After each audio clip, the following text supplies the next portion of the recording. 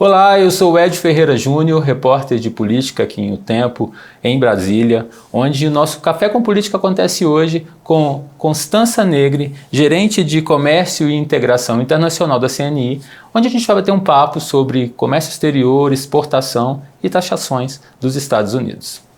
Muito obrigado por vir até aqui a nossa redação e aceitar o nosso convite para esse bate-papo. Prazer é todo meu, Edno, estar aqui no Tempo hoje com vocês. Eu queria começar falando com você sobre esse assunto que é o mais relevante que se tem discutido agora, que é esse tarifaço, são as taxações aí impostas ao Brasil. A gente vai fazer agora dia 6 faz quase 2 meses que essas sanções foram impostas, esse tarifaço começou a valer. E eu queria saber se a gente está com desses impactos, quais do que eram previstos, o que já se confirmou e que efeitos concretos a indústria brasileira tem sentido até agora, nesses quase 2 meses aí. De fato, como você falou, a gente vem, na verdade, desde o início desse governo nos Estados Unidos com uma mudança na política comercial. E talvez a mudança mais tangível de perceber é a questão de se colocar e aumentar tarifas de importação, ou seja, tarifas que afetam as exportações brasileiras de bens brasileiros no nosso caso. E a gente vem assistindo uma série de medidas de diferente tipo, de natureza de medidas, todas acabam, vamos dizer assim, tomando a mesma forma de aumento de impostos de importação, mas elas têm diferenças nos seus próprios processos. Então, acho que o primeiro panorama é ter claro que existe vamos dizer assim, um labirinto de medidas que vêm sendo colocadas em prática, algumas ainda não entrando em vigor, porque estão sob a forma de investigação. Então, existe uma primeira camada de medidas ligadas a o que os Estados Unidos denominaram tarifas recíprocas, que num primeiro momento parecia que não iriam afetar tanto o Brasil, porque o Brasil ficou relativamente com uma alíquota menor que os outros países, de 10%, mas passado o tempo, como você bem mencionou, se colocou em prática, em vigor, o 40% mais que é só destinado ao Brasil. Então nós temos hoje um universo de exportações dos quais 22% mais ou menos estão isentos de qualquer tarifa adicional. O restante, 78% mais ou menos por cento, ele está sujeito a alguma tarifa adicional das exportações brasileiras. E aí, talvez, a mensagem principal e o que mais preocupa a indústria é que em torno de uns 50% das nossas exportações, que são em torno de 44 bilhões, estão sujeitas a uma alíquota adicional de 50%. Então, isso deixa, sem dúvidas, o Brasil numa posição muito desfavorável. E aí, talvez, o fator mais relevante é que os Estados Unidos são o principal destino de exportação da indústria da transformação. Então, quando nós pensamos exportações de bens de alto valor agregado, que geram empregos de qualidade, que traz um impacto positivo na economia, nas exportações brasileiras, os Estados Unidos é o principal mercado. Nesse percentual de quase 80% aí, que você disse que estão sujeitas a essas tarifas adicionais, na prática, o que esse percentual significa em termos de competitividade e perda de mercado? Significa olhando por diferentes ângulos. Por um lado, nós temos um ticket, um valor, um custo maior que é pago pelas nossas exportações vis-à-vis outros concorrentes. Por que eu menciono isso? Porque existem países que já vêm num processo de negociação de acordo com os Estados Unidos para tentar reduzir essas tarifas. Em segundo lugar, se trata de uma desvantagem que é maior, eu diria, porque quando a gente fala de exportação de bens e indústria, são bens que não facilmente você muda de um dia para o outro mercado. A gente está falando de exportações que muitas vezes respondem a operações intercompany, como a gente chama no nosso jargão, e que estão adequadas ao mercado dos Estados Unidos. Então, esse é o segundo lado para ver, porque há uma complexidade desse ponto de vista. E talvez eu diria ainda mais, Enio, quando a gente olha as nossas exportações para os Estados Unidos, um cálculo que nós elaboramos na CNI comprova que a cada 1 bilhão exportado para os Estados Unidos são gerados 24 mil empregos aqui no Brasil. Quando nós olhamos esse cálculo para outros países, como no caso da Ásia, esse número desce para 16 mil. Então há uma grande preocupação para nós, do ponto de vista da indústria, do impacto negativo dessas tarifas aqui na economia no Brasil, mas também do ponto de vista dos Estados Unidos. E em algum desses produtos que nós exportamos, o Brasil é um dos principais fornecedores. Então, nós entendemos que isso trará, talvez não no curtíssimo prazo, mas no meio prazo, um aumento de preços do ponto de vista do próprio mercado dos Estados Unidos. Quais são esses setores que estão sendo os mais atingidos e de como que isso se reflete no dia a dia das empresas? Então, aqueles que hoje, nesse universo tarifário, ainda estão sujeitos às grandes alíquotas, estão ligados ao setor de alimentos, e aí um destaque para carne bovina, o setor de café, que ainda faz parte dessa tarifa, e, sobretudo, quando a gente olha a indústria, máquinas e equipamentos. Diferentes subsetores do grande setor de máquinas e equipamentos ficaram ainda sujeitos a essa tarifa elevada de 50%, que se aumenta, se acrescenta a tarifas que já antes do tarifaço, vamos dizer assim, os Estados Unidos aplicavam. Em Minas Gerais, esses também são os setores quais atingem mais na indústria mineira? Nós temos, do ponto de vista, aí talvez de Minas Gerais, há alguns setores de minério que acabaram nessas últimas, vamos dizer assim, nessas últimas mudanças no labirinto das tarifas. Houve algumas isenções mais recentes, e o setor de ferro-guça e ferro-ligas, alguns conseguiram ser isentos, mas outros ainda não. Setor de óleos e petróleos, ele teve uma isenção, então ele está talvez numa situação relativa mais favorável, mas ainda temos esses de máquinas e equipamentos do setor de ferro-ligas que estão sujeitos a altas tarifas. A CNI liderou no início do mês, no início de setembro, uma missão empresarial a Washington com 130 integrantes, representantes de diversos setores aqui. Qual o balanço que a senhora faz dessa viagem e se houve avanços concretos no diálogo com parlamentares e com empresários norte-americanos?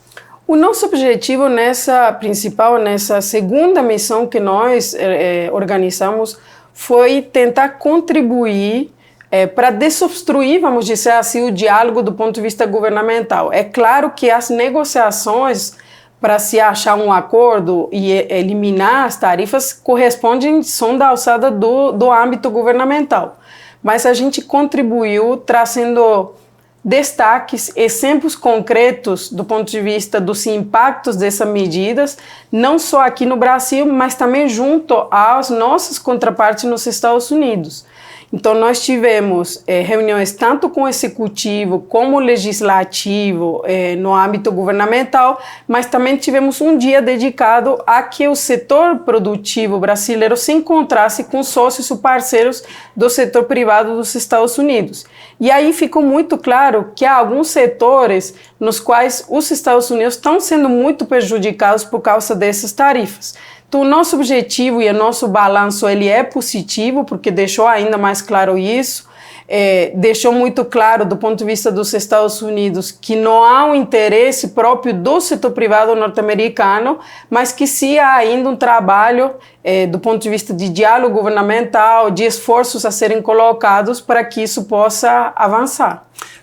Numa conversa com jornalistas, o ex-presidente do Supremo, Luiz Roberto Barroso, defendeu a contratação de escritórios de lobby, tanto pelo governo brasileiro, que tem feito esse trabalho da diplomacia lá, mas ele diz que alguns empresários aqui no Brasil já estavam fazendo essa contratação para negociar, para discutir com o governo norte-americano essas tarifas que estão sendo impostas. A senhora acha também que esse é um caminho viável e que é mais um meio possível de se convencer o governo norte-americano da importância de redução dessas tarifas? Partindo Partindo do princípio que nos Estados Unidos a dinâmica de trabalho, o lobby é regulamentado nos Estados Unidos, então para você bater a porta, vamos dizer assim, das diferentes áreas de governo e fazer esse trabalho de advocacy, é muito comum e é praticado dessa forma a contratação do lobby por meio desses agentes. Eu diria que nessa fase, nesse momento atual, essa estratégia se fez ainda mais necessária, talvez, do que em outros momentos, porque assim como o Brasil está sendo afetado por essas medidas tarifárias, muitos outros parceiros econômicos estão. Então, há uma espécie, vamos dizer assim, de concorrência de pouco tempo para se poder ter a escutativa, essa abertura de diálogo. Então, nós entendemos que é uma estratégia muito válida, complementar e que se adequa à forma, ao modus operandi do ponto de vista das relações governamentais nos Estados Unidos. Isso já tem sido feito por empresas aqui do Brasil? Há uma série de entidades, empresas como entidades representativas que estão colocando em prática isso. Mas é importante aí, talvez, eu contribuir que a contratação per se, ela não dá o resultado. A contratação per se desse tipo de apoio especializado, ela ajuda a dar um apoio maior, mas os elementos principais que façam com que nós possamos, vamos dizer assim, ter argumentos mais convincentes e a evidência de por que essas medidas não se justificam, elas residem no trabalho do setor privado brasileiro. O presidente da CNI, o Ricardo Alban, falou sobre essa expectativa assim, de que uma reunião entre o presidente Lula e o presidente Donald Trump possa abrir um caminho para essas negociações oficiais. Como que a senhora avalia essa sinalização do governo norte-americano, principalmente depois desse encontro do presidente com o presidente Lula com o presidente Trump durante a reunião na OTAN? Não, nós avaliamos muito positivamente, mas se trata de um sinal. É claro que agora parte do foco principal é entender como se darão os desdobramentos desse sinal positivo e que nas semanas anteriores ele não existia por si, então ele traz esse aspecto muito positivo. Então nós, como setor privado, viemos nos preparando para o momento desse diálogo iniciar, ter os elementos principais. E aí, talvez, um complemento que eu acho que às vezes agora ficou mais conhecido e era até tanto mais desconhecido, é o seguinte: quando a gente olha os argumentos que os Estados Unidos colocaram para impor essas tarifas, o Brasil não é uma preocupação para os Estados Unidos. A nossa tarifa aplicada é muito mais baixa que a tarifa que os Estados Unidos nominalmente vêm no Brasil. Então, a nossa tarifa ela é em torno de 2,7%, enquanto agora, depois do tarifaço, nós podemos calcular que os Estados Unidos estão colocando uma tarifa no Brasil em torno de 30%, se a gente for olhar como que ficou esse mapa depois do tarifaço. E nós não temos um déficit comercial, que era um dos argumentos principais que levavam os Estados Unidos e levaram a querer, vamos dizer assim, colocar alguma espécie de reajuste do ponto de vista das relações comerciais. Como que a CNI tem avaliado essa postura do presidente Lula nesse processo? Há uma confiança de que o governo brasileiro esteja disposto a priorizar essa agenda bilateral? Nós, a CNI, o setor produtivo, tem trabalhado lado a lado com o governo desde o início dessa preocupação. É um trabalho, é um esforço conjunto do ponto de vista público e privado, do nosso lado para subsidiar, vamos dizer assim, os principais insumos, para que possam ser utilizados no diálogo com o governo americano, mas eu ainda diria mais, em duas frentes adicionais, para que possam ser adotadas medidas mitigantes, que possam mitigar no curto prazo aqui, como algumas delas que vieram no âmbito do Brasil, do Plano Brasil Soberano. E, em terceiro lugar, para entender que é preciso que o Brasil também avance em paralelo numa agenda de diversificação de mercados. E essa diversificação de mercados, de acordos com outros países comerciais, não se trata de uma corrida a qualquer tipo de acordo, mas acordos comerciais que gerem ganhos na economia e no setor produtivo brasileiro. É aí que eu quero entrar com a senhora nessa parceria que a CNI fez com a Invest SP para abrir escritórios em Dubai, Nova York, Munique e Xangai. Como que esses escritórios podem, na prática, ajudar a mitigar esses efeitos do tarifaço e diversificar o mercado para a indústria brasileira? A CNI estabeleceu essa parceria para, na verdade, abrir pontos focais, então ter pessoal especializado nesses mercados e para que esses agentes especializados possam servir do ponto de vista de gerar inteligência. Então, muitas vezes, quando a gente vai olhar como abordar novos mercados, os desafios, às vezes, podem residir no chão de fábrica da empresa, porque ela não conhece quais são as oportunidades. E em outros casos, essas barreiras podem ser porque existem barreiras regulatórias no mercado. Então, o nosso intuito é que esse apoio especializado nesses pontos focais possa trazer essa inteligência tanto para as empresas para conhecer as oportunidades, como para que a gente possa identificar barreiras regulatórias que impedem com que as empresas possam aceder a esses terceiros mercados. Uma pesquisa da própria CNI mostrou que 27 setores industriais estão pessimistas, enquanto apenas os farmacêuticos e alguns mantêm essa confiança. Que risco esse pessimismo traz para o investimento e para a geração de emprego no Brasil? Eu considero que o risco é importante, essa percepção de risco é um alerta importante para a situação atual na qual o Brasil se enfrenta. A gente ainda não tem visibilidade dos impactos econômicos no meio e longo prazo que essa situação atual trará, mas é claro que a indústria sente muito esse grau de imprevisibilidade que isso está gerando do ponto de vista de mercado externo, quando a gente olha o tarifaço, mas ao mesmo tempo de desafios de competitividade estrutural que a indústria já tem no seu dia a dia aqui no Brasil e para os quais há diferentes agendas que a CNI vem trabalhando com muito esforço, como a implementação da reforma tributária, a diminuição da taxa de juros e outros assuntos assim, que se juntam a esse contexto externo que coloca uma pressão maior. Essa falta de confiança dos empresários pode comprometer de alguma forma essas estratégias de internacionalização da indústria? Eu não diria exatamente comprometer, eu acho que elas funcionam como uma alerta de que há medidas do ponto de vista governamentais que estão sendo demandadas, e aí me refiro a algumas das que eu já mencionei, de um avanço nessa agenda externa, seja para mitigar com os Estados Unidos, para identificar outros parceiros, e aí me refiro, por exemplo, à entrada em vigor do acordo com a União Europeia, com outros parceiros, e para que no âmbito doméstico continue se colocando esforço na agenda de diminuição do custo Brasil e da carga tributária que tanto afeta a indústria. Além dos Estados Unidos, quais os mercados que a senhora enxerga como prioritários para diversificar essas exportações e reduzir a dependência brasileira dessa relação bilateral com os americanos? Quando nós olhamos no agregado de terceiros mercados que podem, vamos dizer assim, que apresentam um consenso do ponto de vista da indústria para se avançar na agenda de negociações de acordo, eu colocaria numa primeira camada o acordo com a União Europeia e EFTA, acordos que já estão, no caso da EFTA já foi assinado, a União Europeia a gente está muito próximo de poder conseguir após vários anos.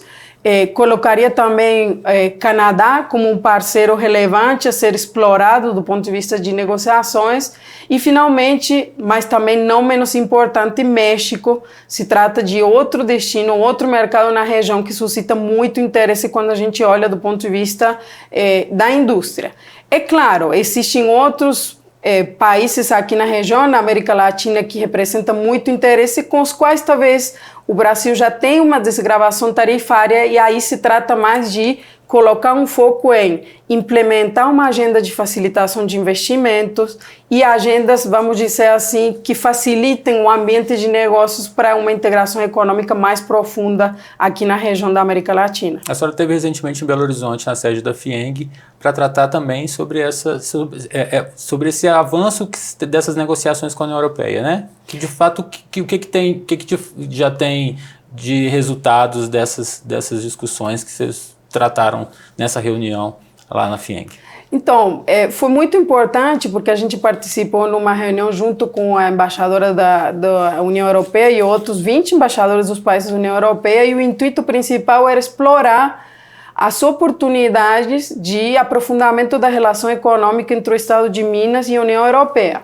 E aí ficou muito claro que a entrada em vigor do acordo com a União Europeia seria uma grande alavancador desse aprimoramento da agenda, seja do ponto de vista de desgravação tarifária. Então, o dia que esse acordo entrar em vigor, mais de 90% das exportações do Brasil vão entrar com alíquota zero, e aquelas da União Europeia para aqui terá um tempo maior. Então, caso de alguns produtos, alguns setores que possam ser sensíveis, eles terão um tempo de adaptação maior, mas eu diria ainda mais, ficou muito claro que há uma clara sintonia entre a agenda de descarbonização, de aprofundamento na área de minerais críticos, que é tão relevante para o trabalho da própria FIENG e para a riqueza do Estado de Minas, e que é uma agenda com muita sinergia do ponto de vista de interesse europeu, para se buscar parcerias de cooperação, de investigação, e de cooperação geológica também, para que isso possa gerar ganhos em ambos os lados do ponto de vista da parceria econômica.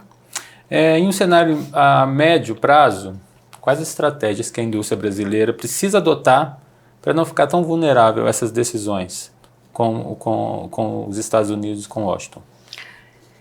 Eu entendo que, assim, as estratégias são aquelas que eu reforcei um pouquinho no início. Eu acho que, primeiro, é preciso ter cautela nessa questão de como a gente organiza o mercado, porque de alguma maneira também é preciso respeitar que as empresas têm sua própria lógica e estratégia para escolher mercados prioritários, mas do ponto de vista governamental e representativo, é relevante para nós observar que talvez hoje, se a gente olhar a rede de acordos comerciais que o Brasil possui, ela é muito tímida. Elas nos dão acesso a 8% de importações mundiais. Uhum. Se o Brasil conseguisse avançar na sua agenda de acordos estratégicos com parceiros que gerem ganhos equilibrados, eu entendo que talvez essa situação a gente estaria enfrentando ela talvez melhor posicionados, porém, isso não faz com que a gente não reconheça que Estados Unidos continua sendo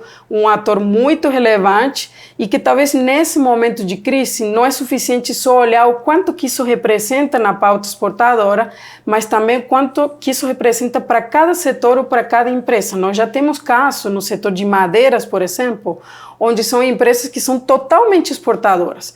Então, são empresas que hoje, por exemplo, elas estão sujeitas a layoff, a diminuir pessoal por causa dos impactos que essa medida vem trazendo. Então, nós entendemos que sempre um esforço conjunto de avanço na agenda doméstica de aumentar a competitividade, mas uma inserção estratégica em alguns mercados onde a indústria consiga trazer ganhos econômicos de retorno para o país. É realista esperar uma reversão total dessas tarifas ou a expectativa é apenas atenuar parte delas? É difícil poder prever com esse grau de imprevisibilidade, já que uma das grandes características que a gente está acompanhando nesse governo, mas eu entendo que pode ser difícil porque parte da peça fundamental da estratégia do governo americano vem ligado à questão das tarifas. Então, se nós olharmos que até, por exemplo, agora do curto prazo, isso está gerando um ganho de aumento de arrecadação no governo dos Estados Unidos, vejo algumas dificuldades a gente pensar numa reversão tão extrema, porém, vejo ao mesmo tempo margem para que se achem, vamos dizer assim, mitigações ou diminuição das alíquotas de importação.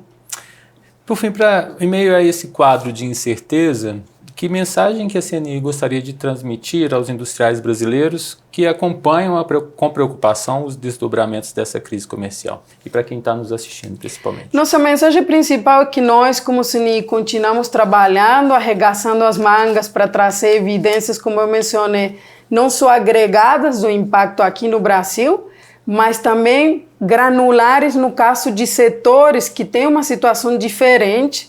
E, de alguma maneira, alguns setores já conseguiram essa isenção. Para nós ainda não é suficiente. Continuaremos trabalhando para que, no caso dos Estados Unidos, essa situação melhore naquilo que cabe a nós como setor privado, mas também no avanço de essa agenda externa com terceiros países, enquanto também tentamos melhorar o clima e o ambiente de negócios aqui no Brasil, reduzindo impostos, mantendo, vamos dizer assim, grandes brigas, no caso onde há um aumento de imposto que nós consideramos muito injusto para a indústria, que é um dos setores mais tributados na economia brasileira, e esperando que a situação do ambiente de negócio continue melhorando. O Brasil é muito rico do seu ponto de vista, não só de recursos naturais, mas também da diversificação do seu setor industrial e do agroindustrial também. Perfeito. Eu sou o Edio Júnior, Edio Ferreira Júnior, repórter aqui em Brasília, de onde a gente realizou hoje esse Café com Política com a Constança Negri, que é gerente de Comércio e Integração Internacional da CNI. Muito obrigado, Constança, por esse bate-papo, por essa orientação toda aí. Obrigada a você, Anny, obrigada ao Tempo. Até a próxima.